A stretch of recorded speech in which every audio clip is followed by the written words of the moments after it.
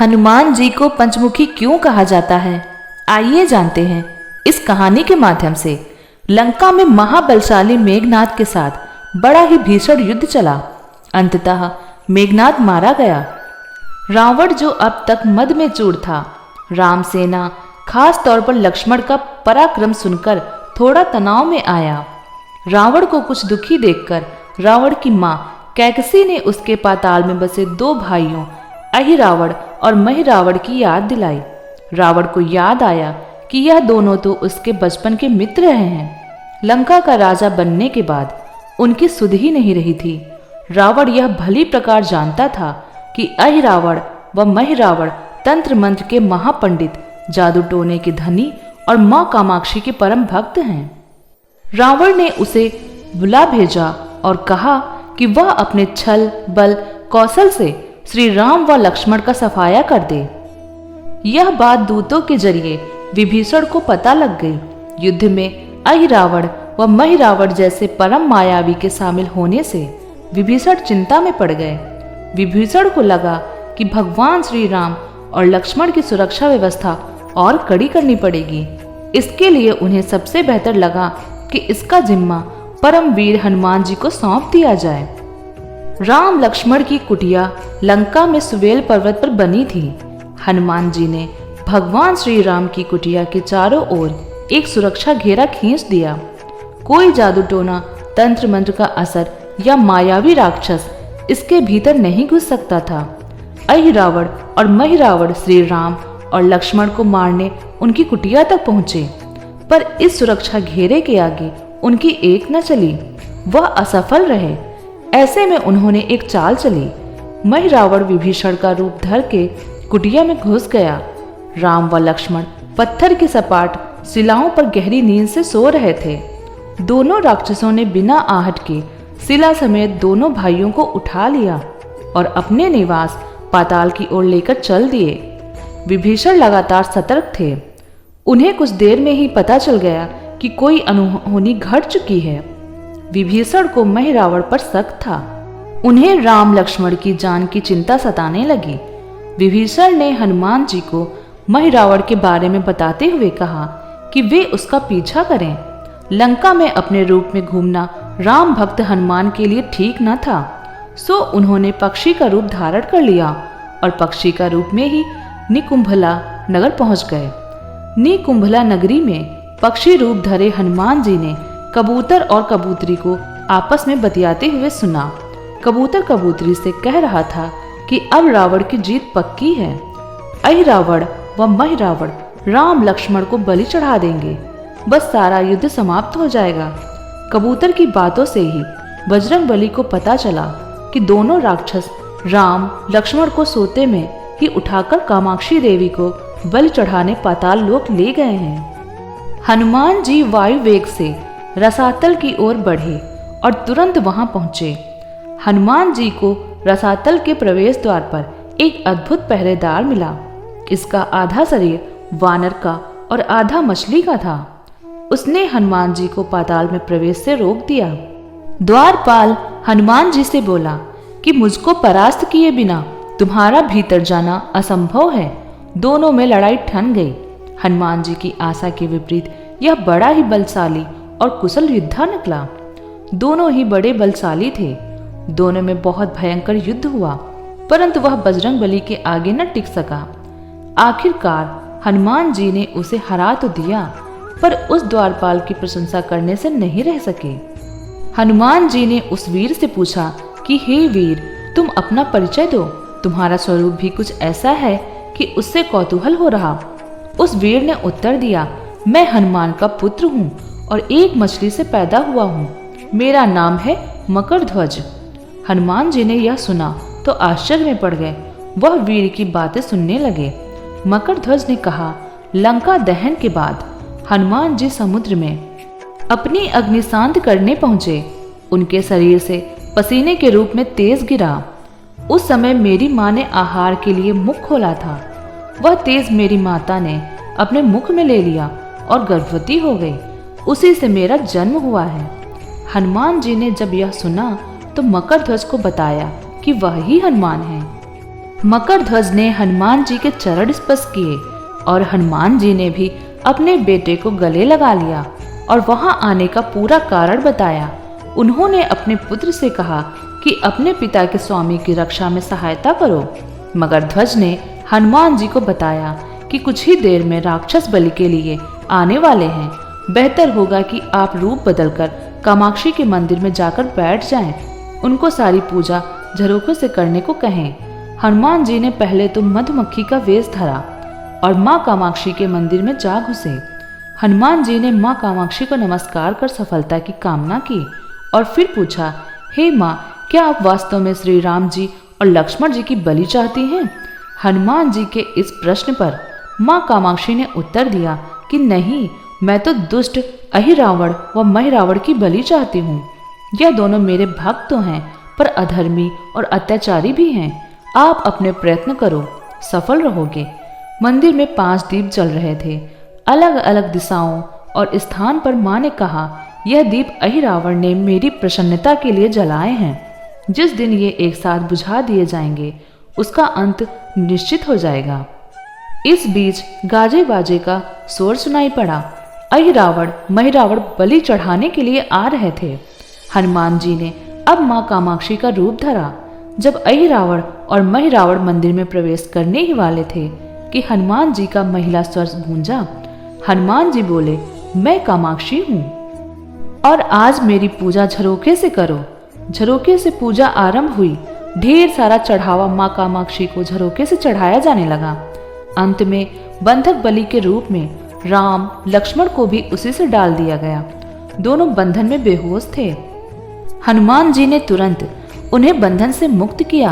अब पाताल लोक से निकलने की बारी थी, पर उससे पहले माँ कामाक्षी के सामने अहिरावण महिरावण की बलि देकर उनकी इच्छा पूरी करना और दोनों राक्षसों को उनके किए की सजा देना शेष था।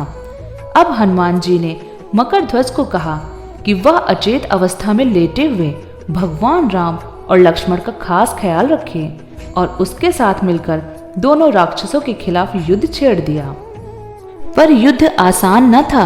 अहिरावण और महिरावण बड़ी मुश्किल से मरते तो फिर 5-5 के रूप में जिंदा हो जाते। इस विकट स्थिति में मकरध्वज ने बताया कि अहिरावण की एक पत्नी नाग कन्या है। अहिरावण उसे बलात् हर लाया है। वह उसे पसंद नहीं करती, पर मन मार के उसके साथ है। वह अहिरावण के राज जानती होगी। उससे उसकी मौत का उपाय पूछा जाए। अब उसके पास जाएं और सहायता मांगे। मकरध्वज ने राक्षसों को युद्ध में उलझाए रखा और उधर हनुमान अहिरावण की पत्नी के पास पहुंचे। नाग कन्या से उन्होंने कहा कि यदि तुम अहिरावण की मृत्यु का भेद बता दो, हम उसे मारकर तुम्हें उसके चंगुल से निकाल लेंगे। अहिरावण की पत्नी ने कहा, मेरा नाम चित्रसेना है।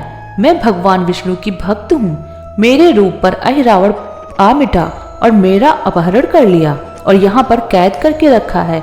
लेकिन मैं अहिरावण का भेद तभी बताऊंगी जब मेरी इच्छा पूरी हो जाएगी। हनुमान जी ने अहिरावण की पत्नी नाग कन्या चित्रसेना से पूछा कि आप अहिरावण की मृत्यु का रहस्य बताने के बदले में क्या चाहती हैं? आप मुझसे अपनी शर्त बताएं, मैं उसे जरूर मानूंगा। चित्रसेना ने कहा, दुर्भाग्य से अहिरावण जैसा असुर मुझे हर लाया। इससे मेरा जीवन खराब हो गया। मैं अपने दुर्भाग्य को सौभाग्य में बदलना चाहती हूँ। आप अगर मेरा विवाह श्री राम से कराने का वचन दें तो मैं अहिरावण के वध का रहस्य बताऊंगी। हनुमान जी सोच में पड़ गए। भगवान श्री राम तो एक पत्नी निष्ठ हैं। अपनी धर्म पत्नी देवी सीता को मुक्त कराने के लिए असुरों से युद्ध कर रहे हैं। वह किसी और से विवाह की बात तो सोच भी नहीं सकते। मैं कैसे वचन दे सकता हूँ? फिर सोचने लगे कि यदि समय पर उचित निर्णय न लिया तो स्वामी के प्राण ही संकट में हैं। असमंजस की स्थिति में बेचैन हनुमान जी ने ऐसी राह निकाली कि सांप भी मर गया और लाठी भी नहीं टूटी। हनुमान जी बोले, तुम्हारी शर्त स्वीकार है, पर हमारी भी एक शर्त है। यह विवाह तभी होगा जब तुम्हारे साथ भगवान राम जिस पलंग पर आसीन होंगे वह सही सलामत रहना चाहिए। यदि वह टूटा तो उसे अपशकुन मांगकर वचन पीछे हट जाऊंगा। जब महाकाय अहिरावण के बैठने से पलंग नहीं टूटता तो भला श्री राम के बैठने से कैसे टूटेगा? यह सोचकर चित्रसेना तैयार हो गई। उसने अहिरावण समेत सभी राक्षसों के अंत का सारा भेद बता दिया। चित्रसेना ने कहा, दोनों राक्षसों के बचपन की बात है। इन दोनों के कुछ शरारती राक्षस मित्रों ने कहीं से एक भ्रामरी को पकड़ लिया। मनोरंजन के लिए वे उसे भ्रामरी को बार बार कांटों से छेड़ रहे थे। भ्रामरी साधारण भ्रामरी न थी, वह भी बहुत मायावी थी, किंतु किसी कारणवश वह पकड़ में आ गई। भ्रामरी की पीड़ा सुनकर अहिरावण और महिरावण को दया आ गई और अपने मित्रों से लड़कर उसे छुड़ा दिए। मायावी भ्रामरी का पति भी अपनी पत्नी की पीड़ा सुनकर आया था। अपनी पत्नी की मुक्ति से प्रसन्न होकर उस भौरे ने वचन दिया था कि तुम्हारे उपकार का बदला हम सभी भ्रमर जात मिलकर चुकाएंगे। ये भौरे अधिकतर उसके शयन कक्ष के पास रहते हैं। ये सब बड़ी भारी संख्या में हैं। दोनों राक्षसों को जब भी मारने का प्रयास हुआ है, तब भ्रमर उनके मुख में एक बूंद अमृत का डाल देते हैं। उस अमृत के कारण ये दोनों राक्षस मरकर भी जिंदा हो जाते हैं। इनके कई कई रूप हैं। इन्हें जितनी बार फिर से जीवन दिया गया है, उनके लिए उनके उतने ही रूप बन गए हैं। इसलिए आपको पहले इन भंवरों को मारना होगा। हनुमान जी रहस्य जानकर लौटे। मकरध्वज ने अहिरावण को युद्ध में उलझा रखा था, तो हनुमान जी ने भंवरों का खात्मा शुरू किया। वे आखिर हनुमान जी के सामने कहाँ तक टिकते। जब सारे भ्रमर खत्म हो गए और केवल एक बचा, तो वह हनुमान जी के चरणों में लौट गया। उसने हनुमान जी से प्राण रक्षा की याचना की। हनुमान जी पसीज गए। उन्होंने उसे क्षमा करते हुए एक काम सौंप दिया।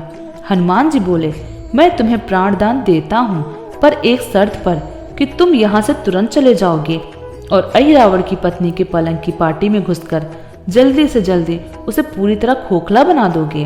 भंवरा तत्काल चित्रसेना की पलंग की पार्टी में घुसने के लिए प्रस्थान कर गया। इधर अहिरावण और महिरावण को अपने चमत्कार के लुप्त होने से बहुत अचरज हुआ, पर उन्होंने मायावी युद्ध जारी रखा। भ्रमरों को हनुमान जी ने समाप्त कर दिया। फिर भी हनुमान जी और मकरध्वज के हाथों अहिरावण और महिरावण का अंत नहीं हो पा रहा था। यह देखकर हनुमान जी कुछ चिंतित हुए। फिर उन्हें कामाक्षी देवी का वचन याद आया। देवी ने बताया था कि अहिरावण की सिद्धि है कि जब पांचों दीप को एक साथ बुझेंगे, तभी वे नए नए रूप धारण करने में असमर्थ होंगे और उनका वध हो सकेगा। हनुमान जी ने तत्काल पंचमुखी रूप धारण कर लिया। उत्तर दिशा में वराह मुख, दक्षिण दिशा में नरसिंह मुख, पश्चिम में गरुड़ मुख, आकाश की ओर हयग्रीव मुख एवं पूर्व दिशा में हनुमान मुख। उसके बाद हनुमान जी ने अपने पांचों मुख द्वारा एक साथ पांचों दीपक बुझा दिए। अब उनके बार बार पैदा होने और लंबे समय तक जिंदा रहने की शक्ति समाप्त हो गई। हनुमान जी और मकरध्वज के हाथों शीघ्र ही दोनों राक्षस मारे गए। इसके बाद उन्होंने श्री राम और लक्ष्मण जी की मूर्छा दूर करने के उपाय किए। दोनों भाई होश में आ गए। चित्रसेना भी वहां आ गई थी। हनुमान जी ने कहा, प्रभु, अब आप अहिरावण और महिरावण के छल और बंधन से मुक्त हैं, पर इसके लिए हमें इस नागकन्या की सहायता लेनी पड़ी थी। अहिरावण इसे बलपूर्वक उठा लाया था। वह आपसे विवाह करना चाहती है। कृपा उससे विवाह कर अपने साथ ले चलें, इससे उसे भी मुक्ति मिल जाएगी। श्री राम हनुमान जी की बात सुनकर चकरा गए। इससे पहले कि वह कुछ कह पाते, हनुमान जी ने ही कह दिया, भगवान, आप तो मुक्तिदाता हैं। अहिरावण को मारने का भेद इसी ने बताया है। इसके बिना हम उसे मारकर आपको बचाने में सफल ना हो पाते। कृपया निधान इसे भी मुक्ति मिलनी चाहिए। परंतु आप चिंता न करें, हम सबका जीवन बचाने वाले के प्रति बस इतना कीजिए कि आप बस इस पलंग पर बैठिए, बाकी का काम मैं संपन्न करवाता हूँ। हनुमान जी इतनी तेजी से सारे कार्य करते जा रहे थे कि इससे श्री राम जी और लक्ष्मण जी दोनों चिंता में पड़ गए। वह कोई कदम उठाते कि तब तक हनुमान जी ने भगवान श्री राम की बाह पकड़ ली। हनुमान जी ने भावावेश में प्रभु श्री राम की बाह पकड़कर चित्रसेना की उस सजे धजे विशाल पलंग पर बिठा दिया। श्री राम कुछ समझ पाते कि तभी पलंग की खोखली पाटी चरमराकर टूट गई। पलंग धाराशाही हो गया। चित्रसेना भी जमीन पर आ गिरी। हनुमान जी हंस पड़े और फिर चित्रसेना से बोले, अब तुम्हारी शर्त तो पूरी हुई नहीं, इसलिए यह विवाह नहीं हो सकता। तुम मुक्त हो और हम तुम्हें तुम्हारे लोग भेजने का प्रबंध करते हैं। चित्रसेना समझ गई कि उसके साथ छल हुआ है। उसने कहा कि उसके साथ छल हुआ है। मर्यादा पुरुषोत्तम के सेवक उनके सामने किसी के साथ छल करें, यह तो बहुत अनुचित है। मैं हनुमान को श्राप दूंगी। चित्रसेना हनुमान जी को श्राप देने ही जा रही थी कि श्री राम का सम्मोहन भंग हो गया। वह इसे पूरे नाटक को समझ गए। उन्होंने चित्रसेना को समझाया कि मैंने एक पत्नी धर्म से बंधे होने का संकल्प लिया है, इसलिए हनुमान जी को यह करना पड़ा। उन्हें क्षमा कर दो। क्रुद्ध चित्रसेना तो उनसे विवाह की जिद पकड़ बैठी थी। श्री राम ने कहा, मैं जब द्वापर में श्री कृष्ण अवतार लूंगा तब मैं तुम्हें सत्यभामा के रूप में अपनी पटरानी बनाऊंगा। इससे वह मान गई। हनुमान जी ने चित्रसेना को उसके पिता के पास पहुंचा दिया। चित्रसेना को प्रभु ने अगले जन्म में पत्नी बनाने का वरदान दिया था। भगवान विष्णु की पत्नी बनने की चाह में उसने स्वयं को अग्नि में भस्म कर लिया। श्री राम और लक्ष्मण, मकरध्वज और हनुमान जी सहित वापस लंका में लौट गए। जय पंचमुखी हनुमान, जय श्री राम।